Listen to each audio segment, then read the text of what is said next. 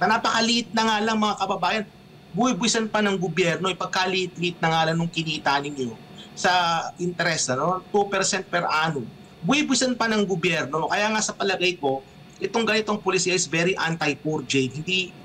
Hindi ito makakatulong sa ating mga kababayan na mag-impok sa bangko. Pagkos baka nga mag-alangan pa yung mga tao mag-save sa bangko kasi nga for yung mga mas matatagal na savings account, yung medyo mahaba-haba yung maturity, ngayon subject na rin sila to 20% flat rate. Regardless, Jade, kung mahirap ka man o mayaman, pare-pareho kayo, 20% ang sinisingil sa inyong tax doon sa kinita ng inyong pera. Nasa palagay ko, hindi ito fair kasi nga kung gusto nyo ng fairness, dapat po progressive yung taxation system natin sa savings. Ibig sabihin, halimbawa, Jade, ito suggestion ko lang yung mga kababayan natin na mga maliliit na savers. So halimbawa, ang savings ninyo let's say mas mababa sa 10,000 pesos. Dapat yung tax exempt na yun. Yung mga kababayan natin na mga ordinary Filipinos na nag-i-impok, yung maliliit lang yung kanilang sinesave. Mga kababayan, dapat yan, wala ng tax yan, dapat exempt kayo. Ngayon, yung mga mayayaman, na milyon-milyon yung kanilang nakatabi, nakasave, yun yung mga dapat na malalaki ang buwibisa natin. Kesa yung mga kababayang ordinary lang na nag-i-impok lang sa bangko para naman for rainy days, meron silang mahuhugutan. Kesa nga naman, meron silang alkansya sa bahay, Jade. O kaya ibang kababayan natin nagtatabi ng pera sa ilalim ng kama. Meron pa rin mga gumagawa yan sa ngayon. Kaya nga yun ang mga dapat na iniiwasan natin. Kaya sa palagay ko, itong polisiya na ito, kung ginawa nilang flat rate, 20%, regardless kung gaano kalaki yung iyong sinave, sa palagay ko ito'y polisiyang kontra mahirap ito, Jade.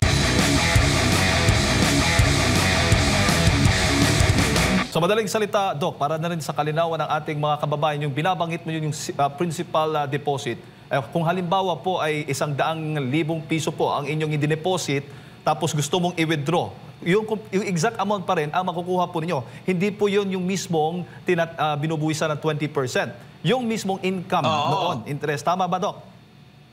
Tama yan. Bigyan kita halimbawa, Jade, konkretong example. So kagaya niyo sa sinabi mo na 100,000 pesos na investment. Magkano ba ang interest rate ngayon sa savings? Parang mga 2% lang per annum yan, di ba, Jade? So kung ano ba ang 2% ng 100,000? Di 2,000 pesos, di ba? Yun ang 2% ng 100,000. Tataksan nila ng 20% yung 2,000 na naging interest nung iyong sinave per annum. So ano ba ang 20% ng 2,000?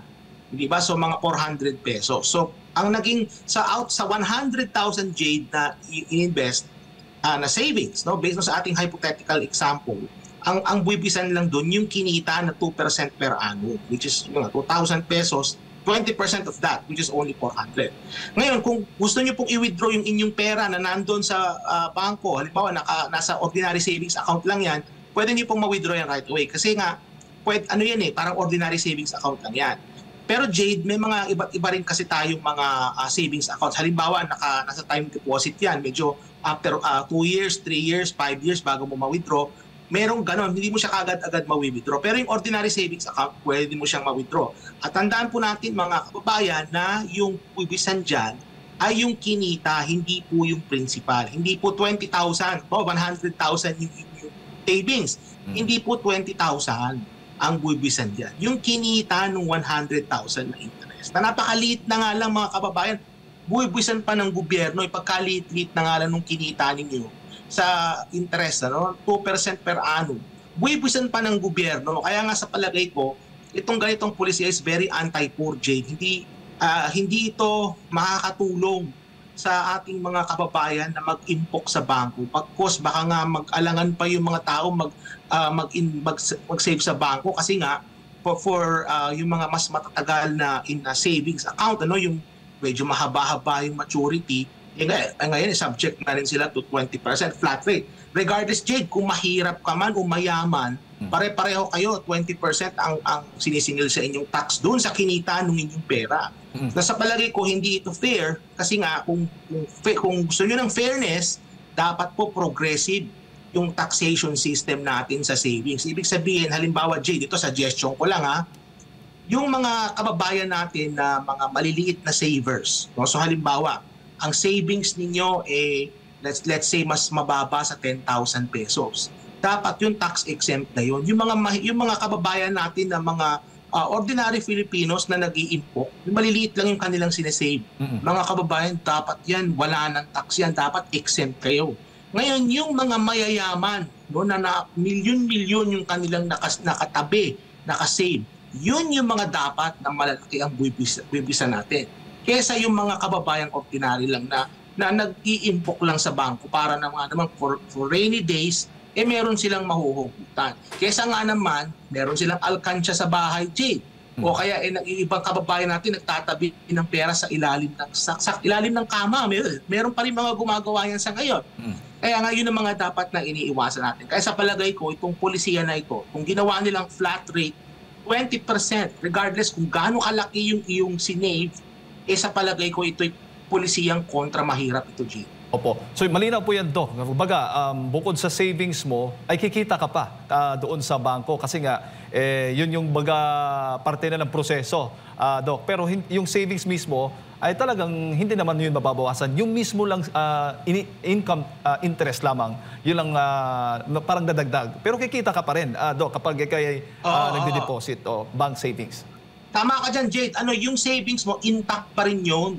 Hindi yun pwedeng galawin ng gobyerno. Ang gagalawin dyan, magkakaroon ng withholding tax doon sa interest, doon sa kinita. So halimbawa, i-withdraw mo na, no? Kukunin mo na yung amount.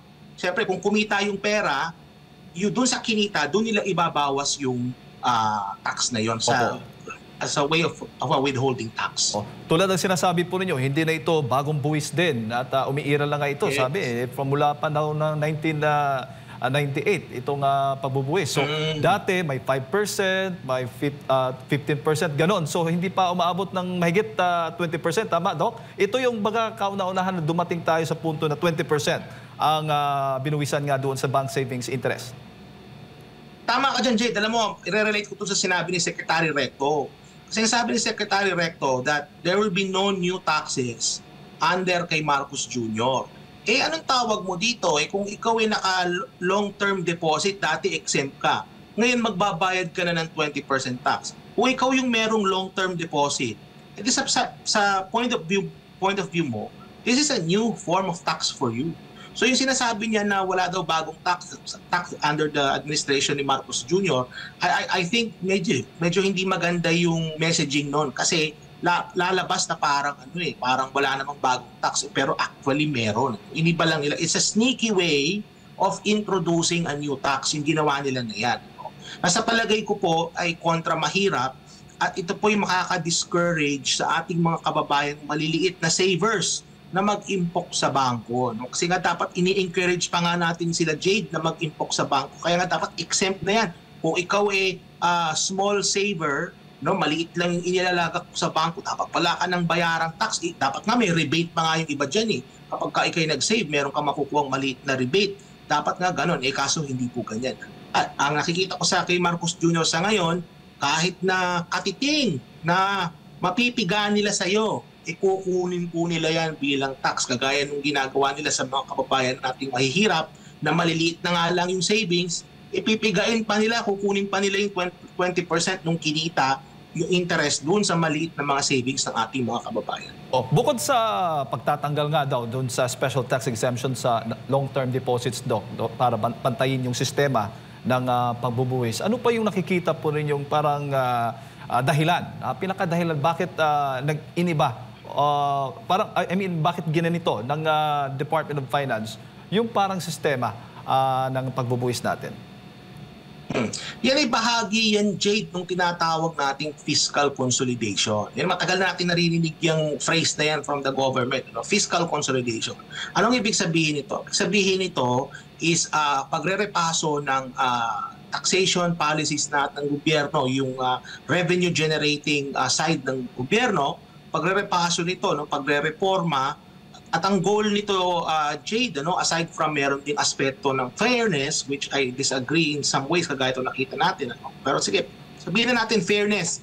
Pero sinasabi rin nila dyan, kinakailangan is magkaroon tayo ng mas maraming sources of revenue para ma-close yung deficit ng gobyerno, yung fiscal deficit, at para maging kumbaga yung fiscal space ng gobyerno medyo lumaki. No? Ibig sabihin, mas magkaroon ng mas maraming ikita ang gobyerno para nga syempre mas marami silang maigagastos. No? So yan yung nakikita natin. Itong pagbabago ng policy in terms of yung pagbubuwis sa savings ng ating mga kababayan, bahagi po yan nung tinatawag natin, Jade, na fiscal consolidation.